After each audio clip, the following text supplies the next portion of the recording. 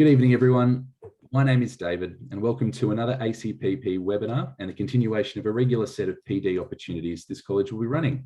Before we begin, I'd like to acknowledge the traditional custodians of the lands where my Australian-based colleagues are located today and pay my respects to their elders past, present, and emerging, for they hold the memories, traditions, and cultures and hopes of Aboriginal and Torres Strait Islander people of Australia.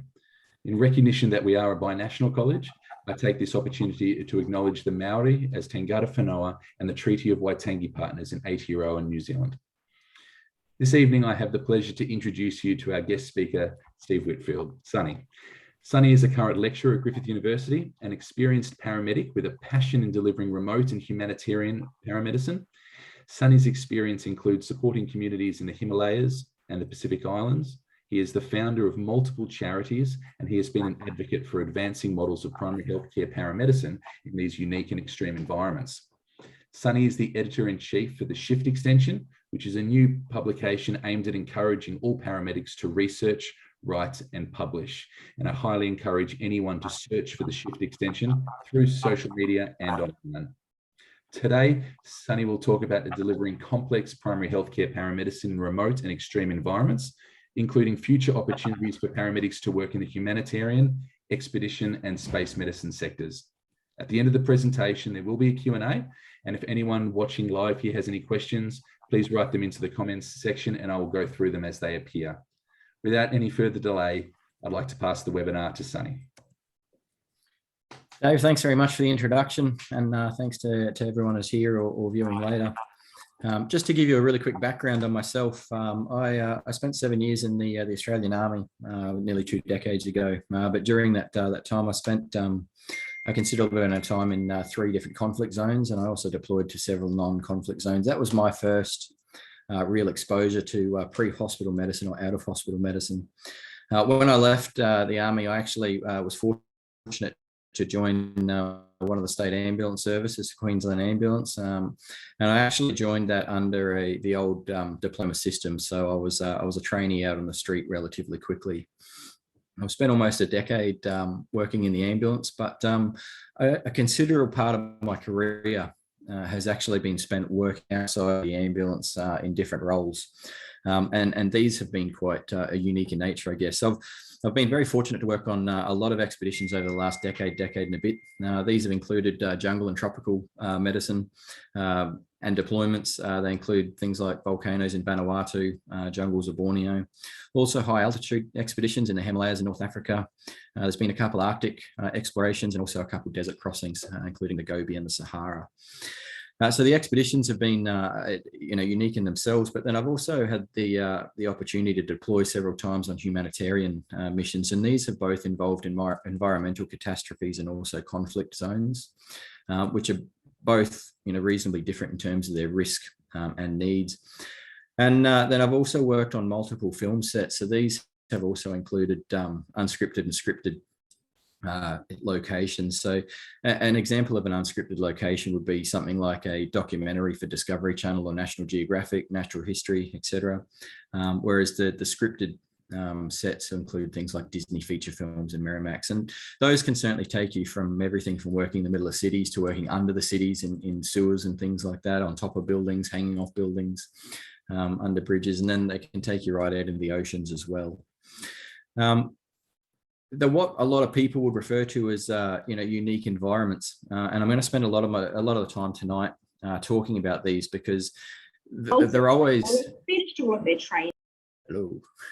they're always an area of interest for people. They're always a discussion point, and more often than not, I get a lot of questions from clinicians, paramedics, nurses, and doctors who are inquiring in how they can get involved in things like expedition teams, humanitarian deployments, or the film and TV. So I'm going to talk about these from my own experience, and I'm also going to talk about the models of care from a paramedic perspective, because the models of care from a paramedic perspective in these roles are certainly challenging the historical framework and structure that supports us in paramed. So When we talk about unique and extreme environments, it's always good to ask the question, well, what are these, or how do we even define these? And look, at the moment, in the context of paramedic care, unique environment is just about anything that's outside of an ambulance service. And we hope to change that, because we've got paramedics working in a lot of different roles now that are outside of a truck and certainly separate to ambulance. But at the moment, anything outside of an ambulance is defined as unique. We've got paramedics working in clinics, in non-emerge chronic health support, remote health support. We've got paramedics all over the place, but where it starts getting really unique is the remote setting. And the remote setting is what we used to call it several years ago, and it's kind of morphed into this definition of extreme environments, or more specifically, extreme environment medicine. And to understand the differences, I guess, between these unique opportunities that paramedics are getting, both in and outside of ambulances, compared to extreme environments. An extreme environment is basically something that is devoid of infrastructure. And when we talk of infrastructure, generally, infrastructure is as simple as roads and shelter. It allows us to transport and protect ourselves. But when we're talking about infrastructure in relation to healthcare, we're talking about hospitals, ambulance services, aeromedicals. We're talking about complete lack of access to healthcare and medical infrastructure. Now, when we talk about this, a lot of people will immediately start thinking about things like, out in the bush, in the jungle, up on mountains, and they're all fair to suggest.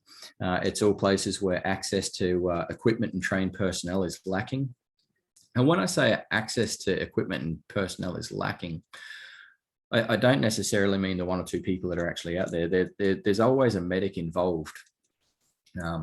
But it's any kind of support for that medic that's going to be lacking, and that includes equipment as well. So the extreme environment certainly encompass things like jungles, bush, mountains, ocean, but we also need to start thinking about things like the medics working out on freight ships that are crossing oceans, people working offshore on oil rigs. Quite interestingly, I've been doing a lot of work with people looking into long haul flights these days. Certainly building now past COVID, we're seeing a lot of long haul flights re-established, and we're actually seeing some of the longest flights in history established. So some of them are actually keeping up to 500 people airborne for up to 21 and 24 hours. And now there's a lot of research moving into how they can limit the cost of diversions from those things when there's medical incidents on board, through the training of staff or the inclusion of paramedics and EMTs on flights. But again, these projects had to be defined under something, and so they're all starting to come under the extreme environment banner, where we're just looking at things that are devoid of any kind of healthcare infrastructure. On the screen just there's actually a couple of examples that I've been involved in recently. So on the top left, you've got the Himalayas, and look, regardless of where you are in the Himalayas, it's going to be a reasonably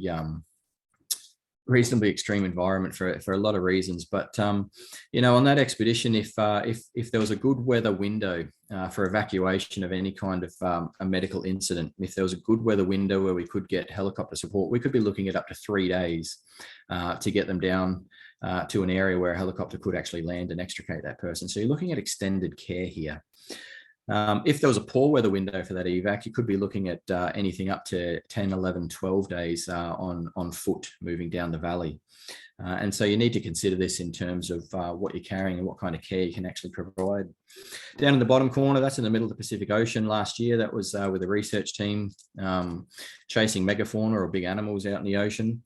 If there was a good weather window for an evac on this, we're actually looking at up to 9 days evac. And that was because the location we had was actually outside of the range of any helicopter evacuation. So if we did have any incidents on that, we would be obviously moving the boat or the vessel within range of a helicopter, but even in good weather, that could take up to 8 or 9 days. If we were looking at a poor weather evac window, we were looking at anything up to 30 days while we steam them to shore. So down in the bottom right, that's a humanitarian deployment. And the question I have is, well, evac where? Part of the reason that healthcare team actually deployed into that area was because there was a need for people to access primary healthcare. So if we did have a medical incident with one of our participants, they would probably be getting the same care that we were able to provide before we could arrange something like a long-term retrieval that's possibly got international connections back home. And then up in the top right is one of my favorites. This was actually a Mars medical simulation that I went to in 2019. It was an undisclosed location out in the desert where a group of researchers are looking at medical responses for the future teams who are going to be essentially occupying the moon and eventually Mars. Now, in the sim, the medical evacuation did not exist because technically we were 40 million miles away from anything. But the real-time evac, if there was a no-duff incident with one of the crew, we were looking at up to 8 hours outside of that desert.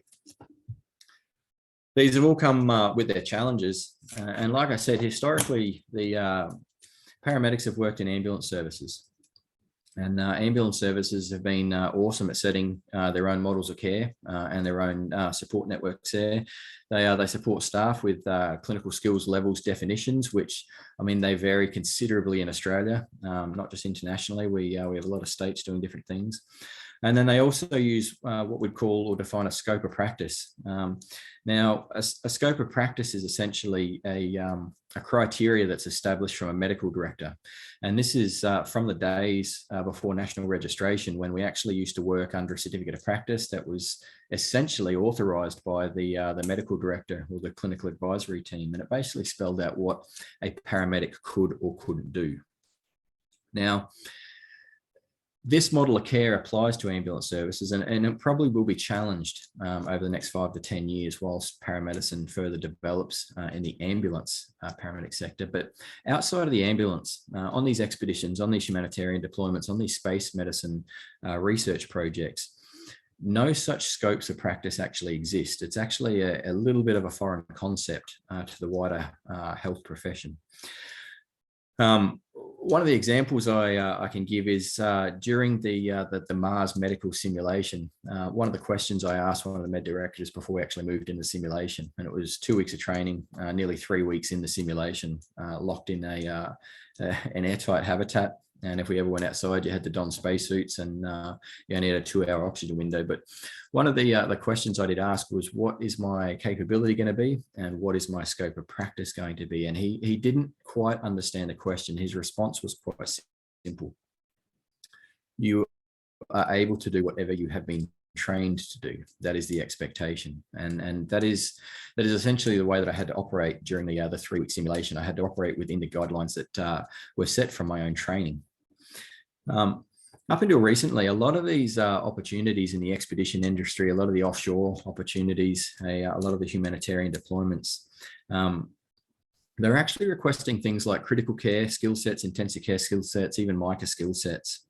But interestingly, every time we were involved in these, those clinical skill sets did not quite fit the criteria of what was needed. And it's not to lambast a critical care skill set. That's something that's absolutely needed in the emergency sense, and it certainly fits into the ambulance response model.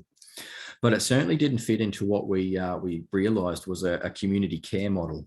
Whether we were on an expedition in the middle of nowhere, whether we were on a humanitarian deployment, whether we're pretending to be in space or working with a film set, it was a community of people that actually needed care.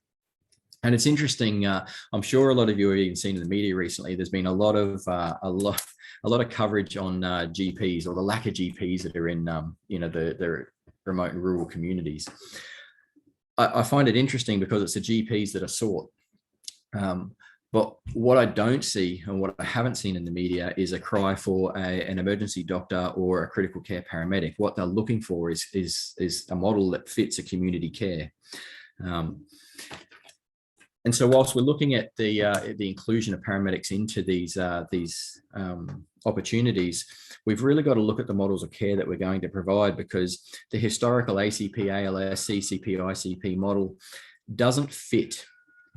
We've got to develop that role more. And I reflect on my own experience. Ironically, the paramedic training that I received, it was second to none. I was fortunate to do a diploma, I was fortunate to do a bridging degree, and then I've done graduate studies since.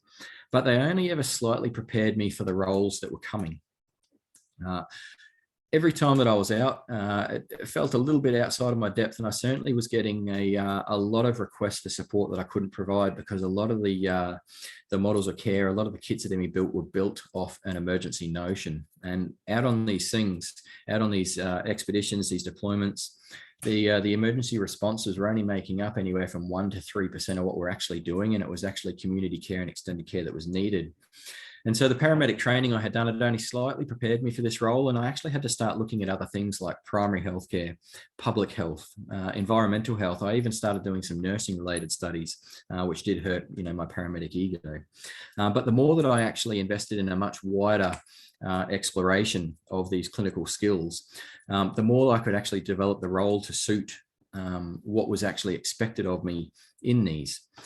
And so where does this leave us as paramedics? Well, it leaves us at a very exciting crossroad because we've already got paramedics who are infiltrating these unique and extreme environments and these, unique opportunities. But we absolutely need to develop this role more. The top left picture there is another. It's one of the few selfies I actually managed to get in the spacesuits. And the top right there is actually crossing the Mongolian steppe. The bottom left is taking dive teams across the Sinai Desert. And the bottom right is a remote filming team. All of them required some kind of primary healthcare. And it was fundamentally the main role that I had out there. So I'm now a massive advocate of paramedics working in these areas, but I'm also a huge advocate of paramedics actually taking the blinkers off and looking outside of these standard models of care, because we need to really challenge our the professional notion of what paramedics can do. Interestingly, whenever I have even remotely suggested that we need to start unstitching ourselves from something as simple as a scope of practice, often some of the biggest critics that I actually have to discuss things with are actually our own profession, paramedics. If we can't get paramedics to believe where paramedics can actually go first, we're going to have a very difficult time convincing the rest of the wider health industry. So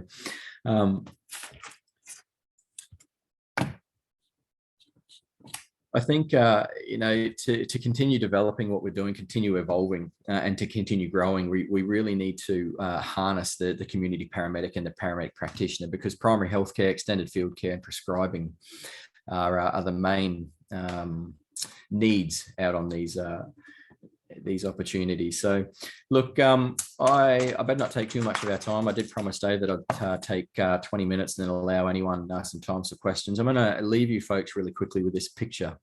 It was taken actually by another crew member, and it's basically a lone paramedic contemplating life 40 million miles away from home. Now, it is a simulation, but it's actually as legitimate as our future can be. We can take paramedicine just about any direction if we actually believe we can and put the right structures in place, and the right people. So I'm a big advocate of what the ACPP are doing. I'm a huge advocate for paramedicine out of the truck, and I can't wait to see where we take things in future. So Dave, thanks for having me today. Hopefully it's been a little bit eye-opening for some of the members who are there. And if you've got any questions, by all means, shoot. Thanks very much, Steve. Fantastic presentation as usual. I've seen you talk on a number of occasions, and it's been an absolute pleasure having you on. Thank you so much. If anyone has any questions, feel free to pop them into the comments. I might just start off with one, if you don't mind, Steve. So with the continuing development of prescribing paramedic practitioners, how do you see that model being able to be integrated into those teams over the short to medium term? You did discuss, and I'm particularly interested in that challenge of understanding this developing model of paramedicine and the value that it puts in. What steps do you think could be taken in the short term for paramedic practitioners to integrate with these remote extreme environment groups and sell their expertise and what they can do? And also with that, prescribing models of care. When we talk about space medicine and remote areas where it might take you many days, months to get out of a particular area, how do you see a paramedic who'd be able to prescribe in that setting actually integrating with good healthcare? Look, there's a number of different ways to attack this question, and the reason why there's a number of different ways is I've discussed a number of unique opportunities for paramedics to start infiltrating. One of them is the expedition industry. The expedition industry can take people just about anywhere in the world, from mountains to deep ocean. to the Arctic, and it could be supporting research teams, just purely exploratory teams, and film and TV teams. Although paramedics are being used in these areas, one of our deficits is our inability to actually prescribe. And so when we reach the end of our abilities to actually treat and maintain it, it becomes, an evacuation of some description. And if we could start increasing the skill set around something as simple as paramedic prescribing, and we could start off with and I don't like to use the term scope of practice, but it's what we're all very comfortable with, and it is the way that our profession has grown. But when I started, nearly 12 years ago, I think there were 10 drugs in an ACP kit. Now there's almost 40. And I think we need to have the same approach to a paramedic practitioner, where we can start off with some very basic medications to prescribe, some broad spectrum antibiotics that could potentially keep someone in the field for longer, will actually enable us to demonstrate our skills in enhanced assessments and enhanced prescribing. But on top of that, we can't just go out and start doing it. We've got to have the framework in place, and then we've actually got to present the findings of the projects. We need more paramedics out there writing and publishing to actually disseminate this information, to really show the wider healthcare body what we can potentially achieve. Yeah, and bouncing off from that with regards to research and publishing, I know that you've been spending a lot of time with the Shift Extension paramedic publishing pages, and you're now publishing, is it quarterly magazines, is that right, or yearly? It's a quarterly magazine. Look, we started it off as a pilot last year just to see if there was going to be much interest, and it's been picked up relatively quickly. We thought we'd be publishing sort of one article every 8 weeks. We're publishing about an article every week at the moment, which has been good, but it's just simply a place to encourage paramedics to start sharing their experiences through a legitimate means. It was archived in the National Library of Australia a few months ago, so it's no longer a pilot program. It is a legitimate publication, and we've just established it with a really good editorial board who will actually take any paramedics or students under their wing who have never written before, and give them some structure, some support, and a framework to actually share their stories. Interestingly, it's been slow uptake from qualified paramedics. We're actually getting a lot more students submitting, but we're also really encouraged by this because it's the students who haven't been influenced by the old systems of ambulance paramedicine being the only thing they can do. A lot of the new grads are actually almost forced into looking for opportunity in the private sector. So they're getting creative in themselves, but it's a quarterly publication. We've also got an online rolling publication online. So whenever something's accepted, it's published immediately online and then archived into a volume later for the libraries. But it's a free open access resource for anyone to contribute, read, or share. Fantastic. We do have a question here from Douglas. He says, "Hi, Steve. Have you ever had to treat yourself? And what sort of ethical and practical problems did that involve?" That's it's a fantastic question, because you don't realize how vulnerable you are until you are the only medic in a very remote area. And the question that's often on my mind is, well, who will care for me? And so often this is in the pre-planning, whether it be a humanitarian deployment. I mean, often with humanitarian deployments, you've got a medical team going. There's numbers of you, but when it's a remote expedition for any one of a number of reasons, like I said, film, research, exploration, often everyone else has got their own skill sets and it's a lone medic.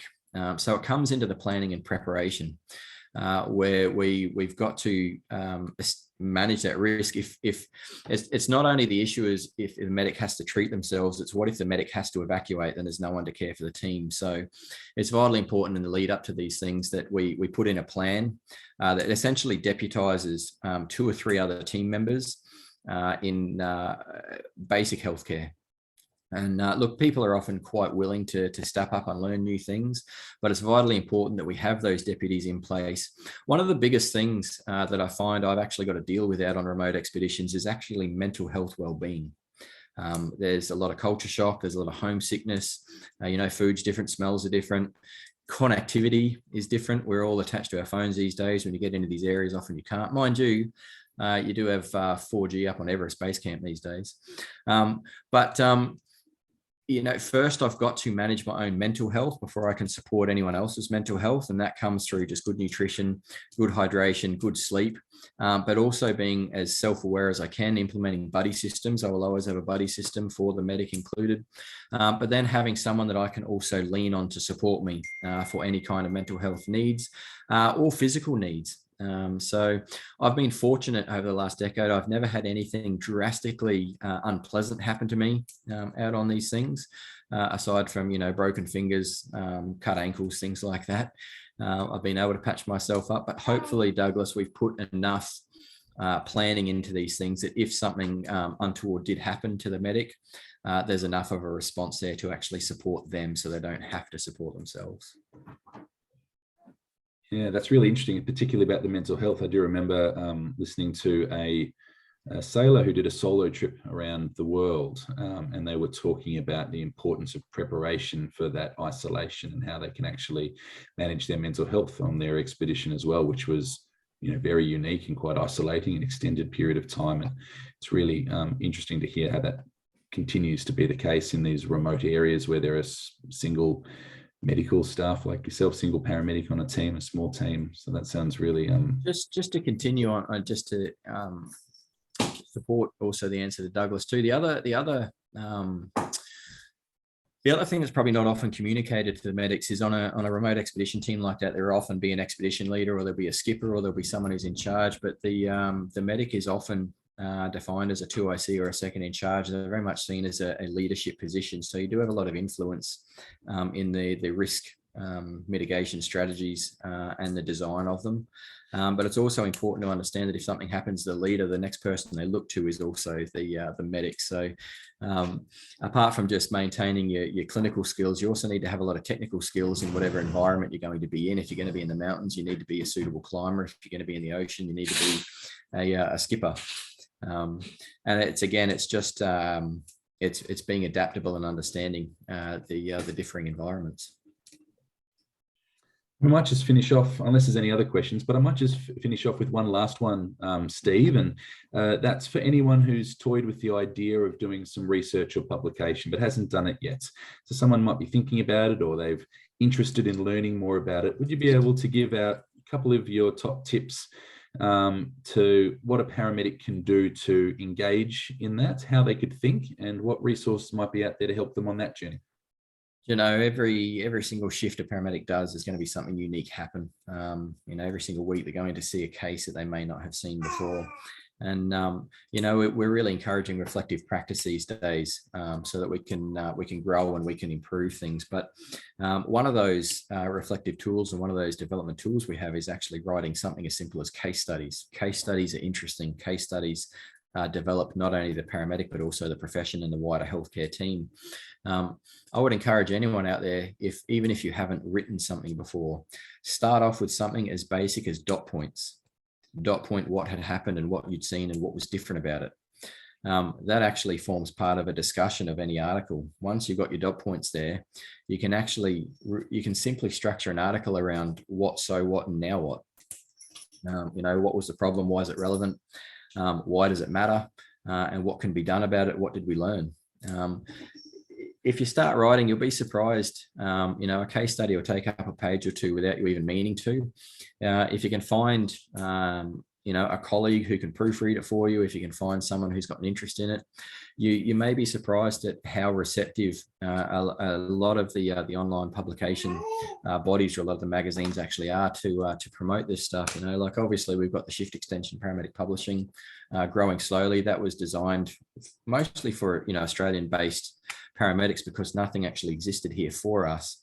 But there's EMS1, there's GEMS in the US, there's the Paramedic Journal in England, there's the Canadian Paramedic Journal. All of those are very receptive to these kinds of things, and you might actually be surprised at how quickly your name gets out there. Once your name starts getting out there, you actually become almost a subject matter expert after a few publications on the same topic. So it's an interesting journey, but I would encourage you just to dot point them and then structure them around something as simple as a discussion about what, so what, and what now. It's really good advice. Steve, thank you very much for coming onto the webinar today. I really appreciate it. For everyone watching, this will be uploaded over the next couple of days to YouTube and will be available there for any re-watching. Once again, Steve, thank you so much for coming and have a good night, everyone. Thanks, mate.